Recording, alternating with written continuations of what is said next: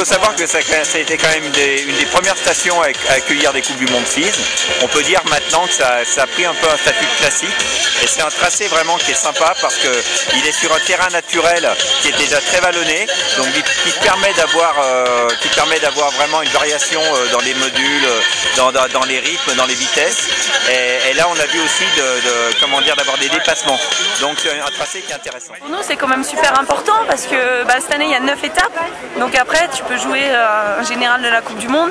Et les Coupes du Monde, c'est quand même ce qu'il y a de plus important dans toutes les disciplines. Après, c'est vrai que nous, on a quand même des trucs comme les X-Games ou les Teen Airwaves qui sont aussi importants pour nous. Mais il n'y a pas de priorité d'importance en fait. Enfin, pour moi, tout est important.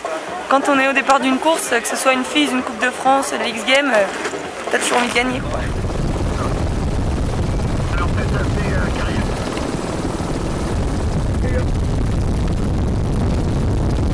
Mais les Coupes du Monde FIS, elles sont déjà au niveau des X-Games. Maintenant, bon, c'est vrai qu'il n'y avait pas des Casey-Pouquet ou d'autres Américains qu'on ne voyait jamais en Europe.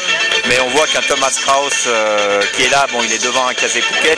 Et je pense que maintenant, la Coupe du Monde FIS au niveau technique n'a rien à envier aux X-Games. Ce qui a changé, c'est que ça a pris une autre dimension en fait.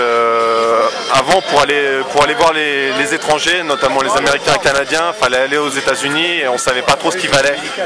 On arrivait sur les courses américaines et on pouvait se jauger, mais là c'est très bien, ça prouve que ça prend de l'ampleur et voilà, on attend les jeux avec impatience. Il y a la bagarre, à nous à la première place, toujours suivi de la Norvégienne Hedda Bjørnsen, Meryl Boulanger. Ironseli David à la deuxième place.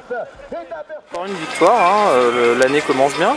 L'année commence bien, ouais. Enfin, à Tignes, ça s'était moyennement passé. Le time trial hier, c'était moyennement passé aussi. Donc tu vois, il a vraiment fallu que je prenne sur moi et que je reconcentre tout ça, que je me reconcentre, que je retrouve des bonnes bases et de la confiance et c'est bien.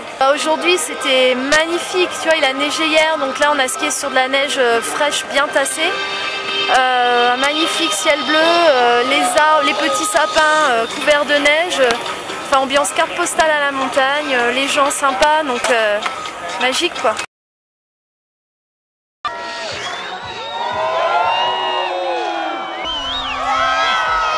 C'est un halfpipe qui fait 120 mètres de long, qui fait 17 mètres de large, de coping à coping en hauteur en fait, des sommets des deux murs. Et il fait 5,50 mètres de haut. Ça fait au moins 15 jours que je pousse de la neige au taquet. Et puis il faut compter 8 jours de bullage pour remplir il y a un petit bout de préforme en fait sous ce pipe là, juste au début en bas. Et puis tout le haut je crée le mur en fait. Mais c'est pour m'aider à économiser de la neige quoi, qu'on fait des préformes maintenant en terre l'été.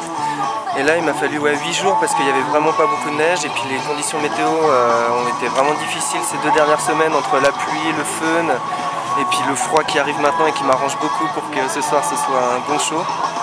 Et non, ça fait 8 jours de bullage dans le pipe et après il y a au moins 6 jours de taille avec la machine half-pipe. Le niveau a vraiment évolué et puis les pipes aussi. Les pipes ont bien grossi. Maintenant on arrive sur un truc comme ça en France où c'est parfait quoi.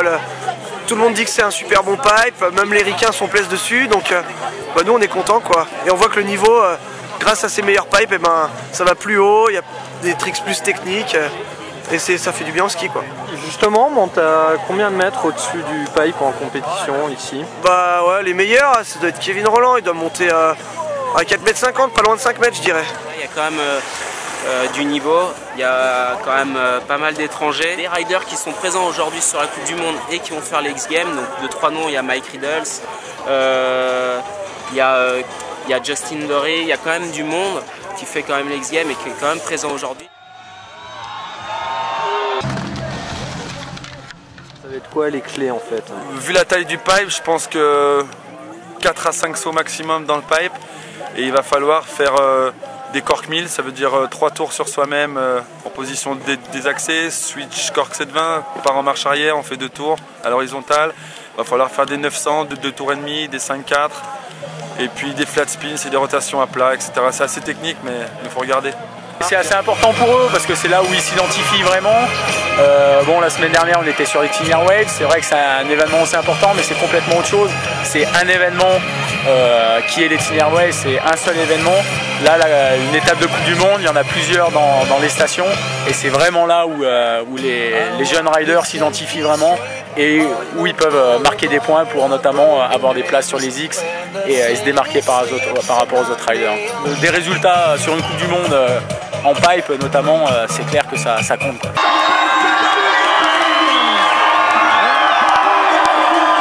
Deuxième des qualifs, tout à l'heure il est dans le pipe. Ça commence à être dramatique.